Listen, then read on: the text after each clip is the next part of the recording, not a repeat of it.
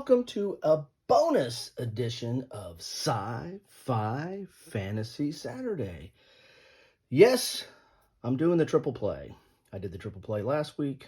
Now I'm going to do the triple play this week. And they're similar games in that they are skirmish combat type games.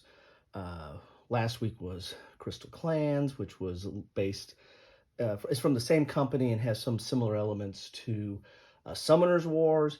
This is Monolith Arena, which has some elements and is based exclusively on Neuroshima Hex, which is a post-apocalyptic game. This is fantasy-based, so it's basically taking Neuroshima Hex and taking it to the fantasy realm. Now, I'll put in my description the unboxing of the base game and the unboxing of a couple of expansions that were available for Monolith Arena. But I thought this one would be kind of an after-action report and a little bit better discussion on gameplay. I really didn't go into gameplay in the previous two videos. Now, this isn't going to be a playthrough or a rules video. You're not going to be able to play the game based on what I tell you, at least not correctly. This is the after-action report of a game that finished up between the Guardians of the Realm, which are the Dwarf faction, and the Lords of Abyss, which are kind of the Demon faction. And part of the things you get with all the different factions is you get this little player aid card, which gives you background on the faction. It tells you what the orders are, talks about some common problems and some features of that faction, and then you get a list of the actual tiles. You know, their banner, which is what you're trying to protect, your champions, which are your main attackers, and then you have your runes, which are generally support type tiles that you'll attach. And you'll have that for all the different factions. This one has features, which is a little bit different. So it says orders, features, and common problems, and then you get your banner, champions, and then runes. In the two expansions, which were academics and golems, they had some additional rules because they were somewhat unique factions, especially the golems. Golems had a couple pages of rules that added to them. So let's do the after action, then get into a little bit of the gameplay. So this is how the game ended. Basically, each faction, you're trying to protect your banner, which starts off with 20 points, hit points, life points, defense points, whatever you want to call it. It starts off at 20, and you play until someone gets to 0 or until you run out of tiles. Each faction has 35 tiles. When you draw the last tile, then there's a final battle, and then whoever has the most hit points or left on their banner, or most points left on their banner, wins the game. And this game ended up with the dwarves ended up with 11 left on their banner, with the Lords of Chaos at 5. So the dwarves won this round. Let's see here. So in the final situation was the Lords of Chaos had one unit here. It actually was able. Normally this would have lost the hit because each unit can only take one hit, but it had a support rune there that gave us an extra hit point, so it survived. This one, ranged unit, had a lot of bonuses on it and was over here. A lot of action took place in the middle of the board. Looking at this is really not a game to do an after action report because the games are relatively quick and all the action takes place in the game and removes stuff off the board. So the final result is, not very informative of what happened during the game. So let's talk a little bit about gameplay. As I said, the goal of the game is to eliminate the other side's banner, which starts off with 20 points. This is the entire board here. You don't have a lot of space on here, so and you really don't need a lot of space. This isn't necessarily a huge move game. This is a tile placement game, and with several kind of abstract features to it.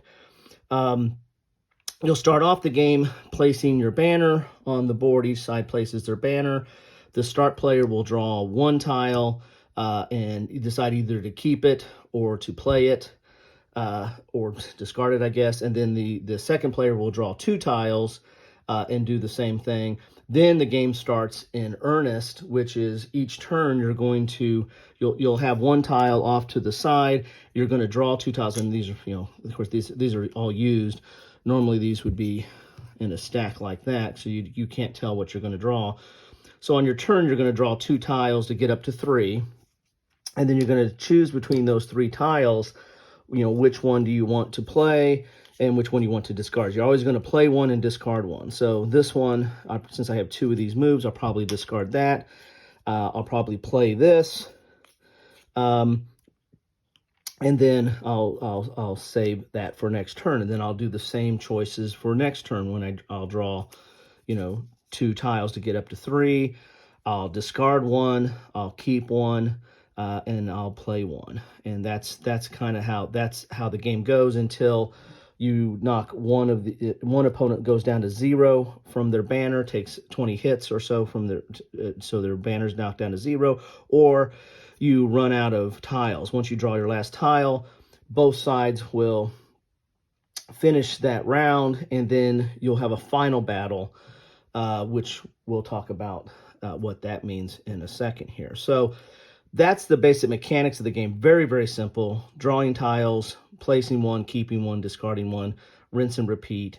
That's what you do. Now, what are the tiles? So you have a group of tiles that have this scroll on it. These are your orders. And so this is how you can play these and effectuate the order, whichever order they might be. These tiles here are your units, or champions is what they call them, and they're either going to have an attack, like this one is a ranged attack. It does 2 ranged attacks. When it attacks it, it'll do 2 hits, and it's ranged. And ranged combat is relatively simple. Like if it's here, it will hit their banner. If this was set up like this, then it would hit the first unit. There's really no line of sight, so to speak. It's going to hit the first enemy it sees, and once that unit is eliminated, or champion is eliminated, then it will hit the next thing. It can also hit runes as well. So if there was a rune on the board here, then it would hit the rune and eliminate the rune on its attack. So that's a unit, and the unit is going to have an initiative number on it. 3 is the best, although it can be modified. There are certain things that modify initiative. 0 is the lowest, and that's the order of which these things attack. So if you're doing, like say these are on the board right here, we do the 3 attack first. So the 3 is the highest, and it's got this rune modifies it, so it adds +1 attack to its ranged or its melee. So this has 2 attack now. And this rune right here gives it a double attack, so this will attack for 4. So this will do a ranged attack, nothing's in its way. It would do 4 points on this and then take that down like that. So that's how that works. Then you would go, there's no other 3s out there, then you go to the 2s. Well, there's 2s out here, but it doesn't, it's not attacking anybody. If it was here, then it would take out this and remove that from the board. This is 2 melee, this is 1 ranged, and then here is armor that protects against range attacks. So like if we, in our example before, if this guy was here, this would actually prevent some damage from a ranged attack, that if the armor was facing the right direction. So orientation is everything in this game. It's tile placement and orient it to the right location. That's easy for you to say. So then we would go to, and so this is a 2 as well. This one attacks at 2 and 1. So this gets 2 attacks. It will attack in the 2 initiative, then it will attack in the 1 initiative, but there's nobody adjacent to it since it's only melee, so it doesn't do anything. This one is ranged, so it does 2 ranged. So at the 1, so it would do 2, and so that would take it down to 0, and that would win the game if that was the situation there. And then you go down to 0. Then there are zeros. I think there's other zeros, or units can reduce their initiative to 0, but the bases or banners are usually zeros as well. So this would attack anything that's adjacent for 0. Also, the Lords of Abyss have a poison feature, which means that when they attack, anybody that's adjacent to them, when they attack, they'll add poison to their, or venom to their, to that unit. And so there's a way and that will do extra damage. That's like a special feature. Each of the factions are totally asymmetrical. They're unique. They have a unique counter set. They usually have some special abilities that are unique to that faction, and so they all play very, very differently, but appear to be relatively balanced. Okay, and so this is a game based on that you're going to want to play multiple times. You're going to want to play if you're playing the dwarf faction or the Guardians of the Realm, then you're probably going to want to play them several times to get to feel for their faction and how they play up against, for example, the Lords of the Abyss. And the person playing Lords of the Abyss was going to want to play that, probably several times. And then, then you'll go up against somebody new and figure, oh, wow, that faction does things a little bit different. I got to figure out how to react to that. So it becomes there's a lot of gameplay here because of how the tiles come out, because these are randomly shuffled. And then you're drawing tiles. It's how you play, how the other side plays, what decisions you make. It's all very fluid and different each time. With that, too, talking about one player versus multiplayer, there is a team player. I think you can play this you can play this 2, 3, or 4. There's a team player mode to this. I've never played it 3-player. However, I think this is really a 2-player game. This is the sweet spot of this is 2-player. The board is small. If you got 3 players or 4 players, it gets kind of crowded really quick, and it's a different game. Where this, I think, having the small space but enough space for 2 players to play out their tiles, I think is really the sweet spot here, and really allows you to develop, your unique strategy or tactics for your faction. So that's that is how that's the units. I mean, each of the units are different, so I'm not going to go over each one of the units. But let's talk about the order. So you've got champions, you've got runes, which if they're touching something, then they're going to modify it and give it whatever that bonus is. Then you have orders, and orders is how you effectuate things. So like this is a push order. This is going to move a unit. You've got the dwarves have a bomb order, so this would attack, in that configuration 3 units, even if it's your own unit too. If you're wanting, if they're close to those in that configuration, it's going to do 1 point of damage on it. This is a move unit because when you place one of these units, they're there. That's where they are, unless you play a move. Well, this is a rotate order. So this will rotate it.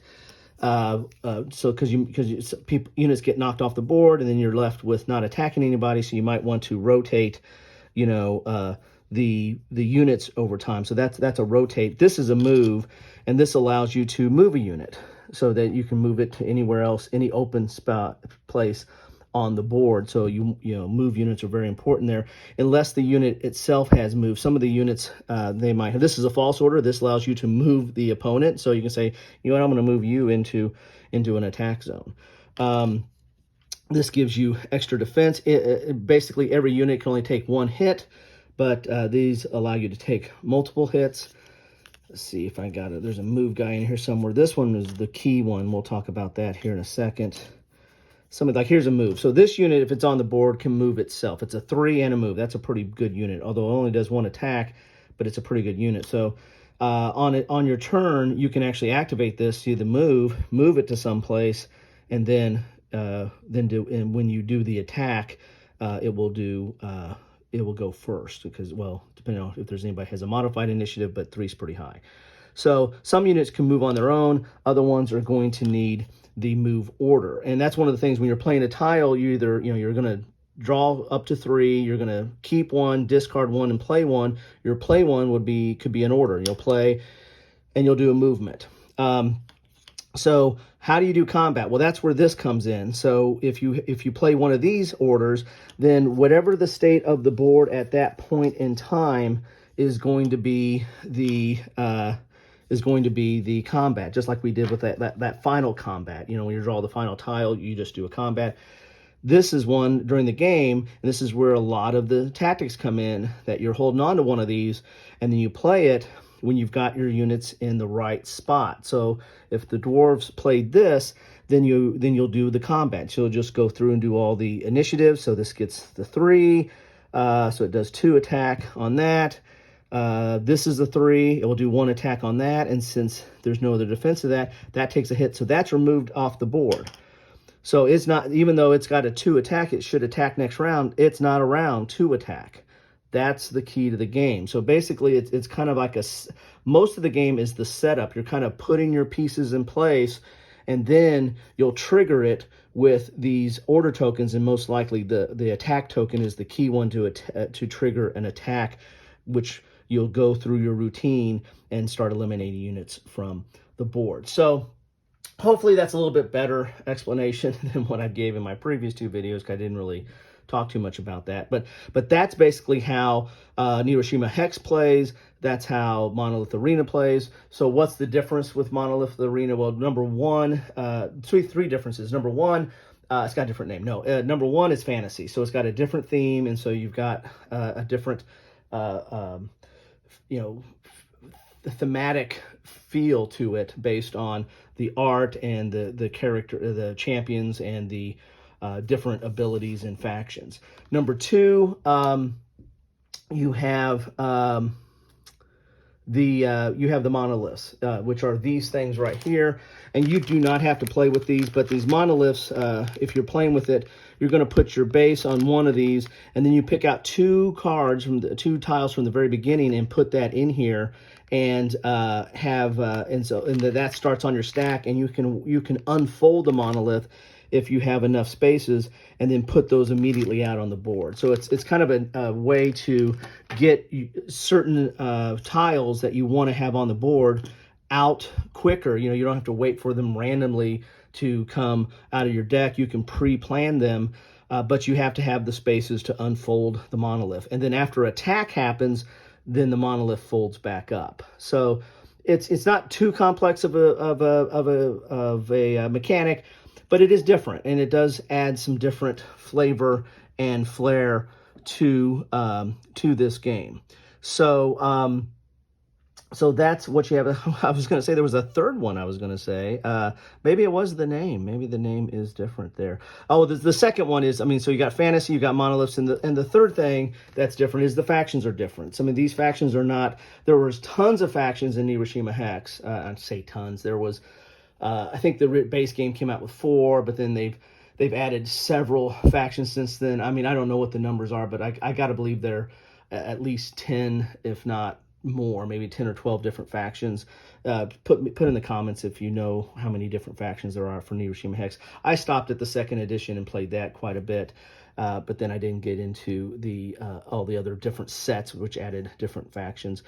But you've got 4 factions that come in the set. You've got 2 other factions that I did an unboxing for. So you've got 6 factions for this. I don't know if they're going to continue doing this, or if they're just going to keep going with if they're just going to keep doing Neuroshima Hex, because it looks like they just came out with a recent edition of that within the last couple of years.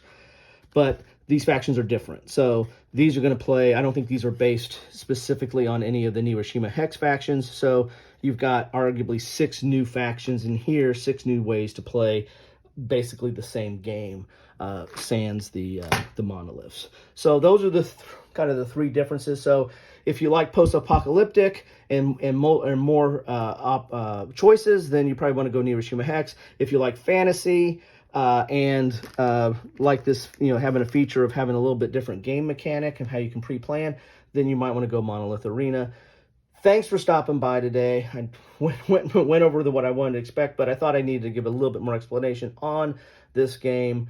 I like it. It's a very tight game that doesn't take up too much time. You can play these games in 30 minutes. Once you know the rules, it flows really quick. I mean, it's a really quick game, and so much so that you'll you'll play a game and go, all right, let's do it again. And there's hardly any setup. It's just taking off the tokens and shuffle them and then go again, or the tiles, I should say, and shuffle them and go again. So it plays fast. It offers really unique decision space. As I said, I liken this, as I said in my previous videos, I kind of liken this to chess. It's it's kind of an abstract chess type feel to it in a very small space, but yet, gives you the feel or flavor of the fantasy element. The art is good, the attacks are different, the unique abilities, the different factions, you kind of get a feel for they play different. And yeah, the theme might be kind of pasted on because heck, they took and put a fantasy theme on a post-apocalyptic game, and it still works. So the theme can't be that strong, but it's what you make of it. This to me is really more of an abstract game, but if you want to get into it, it has this, in this instance, has a fantasy skirmisher feel. It's this battle of these forces as you're setting up and maneuvering and then playing this attack to effectuate your plans. And in that situation, I mean, you can look at the board too and realize, ooh, I'm not in a good place. I really want to do an attack, but I'm going to get decimated. And the other side might be wanting to do the attack, but they don't have this. And so they're trying to maneuver and trying to get things in place so they can get that attack. They're trying to draw that attack tile. So anyway, that's what I have. Love to hear your comments on this or on any of my other videos. What do you think of this game? I like it. I think it's a real fun, light, but deep thinking. It's light in that it's really easy to play, but it's a deep thinker. I mean, you can really get yourself kind of caught up in how you want to maneuver things and set things up. Anyway, thanks for stopping by and have a great rest of your day.